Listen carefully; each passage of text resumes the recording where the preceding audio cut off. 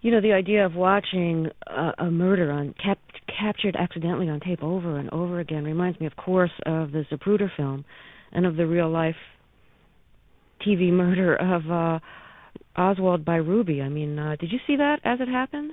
I did not see it as it happened, no. I found out about it later in the day, and I suppose that particular moment, happening only 2 days after President Kennedy himself was killed, marks a very curious transition. You know, Kennedy was killed on film. His death was a home movie. Oswald was killed on television, as if to mark the social difference between these two men. The Zapruder film became a very exclusive entity. You could not see the Zapruder film unless you were willing to pay a great deal of money to see it. It was not shown publicly in this country until the mid-1970s, whereas Oswald, on videotape, was shown repeatedly and for years and years. Did you see violent? I should mention, as our listeners know, that your earlier novel, one of your earlier novels, Libra, was about Oswald and a fictionalized version of Oswald, the Kennedy assassination, and the people investigating it. Do you see violent news as replacing theater in the American mind? It seems to be replacing a number of things. The impact of the news seems far greater now than it used to be, and it's not necessarily substantial news.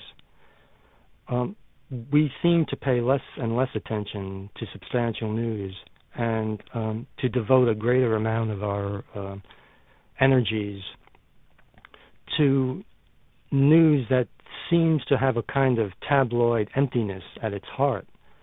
And in a curious and very, very subjective way, I associate this with something that seems to be happening as a result of the end of the Cold War. That is, that events used to be calibrated to the phenomenon of awesome Cold War conflict, even events that had no connection to the U.S. or the USSR.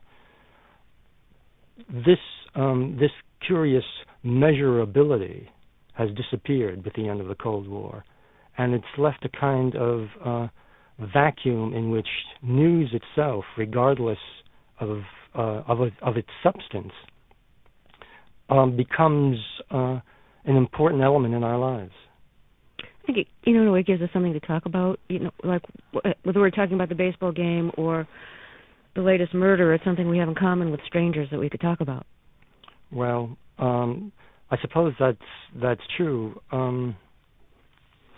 There's a sense in which the darker the news is, the more important it seems to be to people. It's almost as though the narrative of our time is transmitted in the form of dangerous and sometimes catastrophic news. This is the narrative that perhaps has replaced the novel in a curious sense.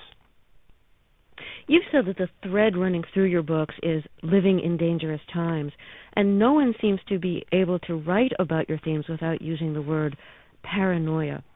What do you think those are, your themes? In Libra, there was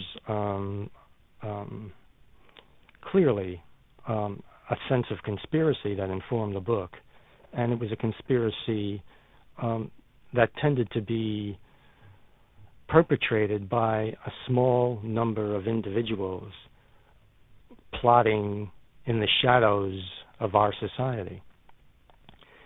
In this book, in Underworld, there is a different kind of distrust and suspicion. It does not seem to arise from individual plots so much as from the overarching technology that informs our lives. From the vast number of systems connections that take place beyond our comprehension. I think this makes us more prone to half-belief. We tend to half-believe everything and to maintain conviction in nothing. I think there is a direct connection in this decade between technology and paranoia, and it's interesting that there is such a paranoid presence on the internet, which is the ultimate source of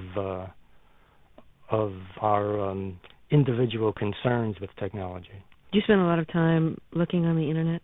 No, I've spent just a little time on the internet. You know, what you're talking about, the connection between technology and paranoia, I think comes together in a character who's a waste management specialist, and part of what he specializes in is toxic waste, so he has to find ways of getting rid of very dangerous things.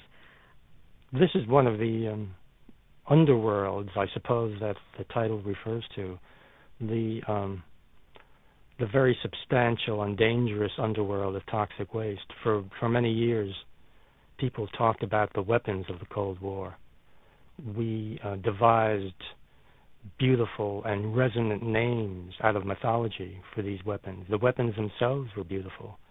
The explosions they produced were awesome and almost godly. At the same time, no one said much about the waste that these weapons were producing. Now this waste is being buried in the ground, and it's an interesting coincidence that the word plutonium derives from the name Pluto, Pluto, the god of the underworld, which is another reason why the novel bears the name it bears. My guest is Don DeLillo, and Underworld is the name of his new novel. The first phrase in your new novel is, "He speaks in your voice, American." What is American to you? When my books were first translated into French, I was delighted to find that on the first page of the French edition, the statement that this book was translated from the American, not from the English, from the American. And I think the language I use, particularly in this novel, is the American language. Very hard to translate, in fact, and steeped in American rhythms, slang, all those special languages ranging from baseball to the slick locutions of advertising to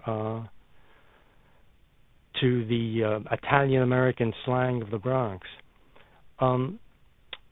That's the language I'm referring to when I say American.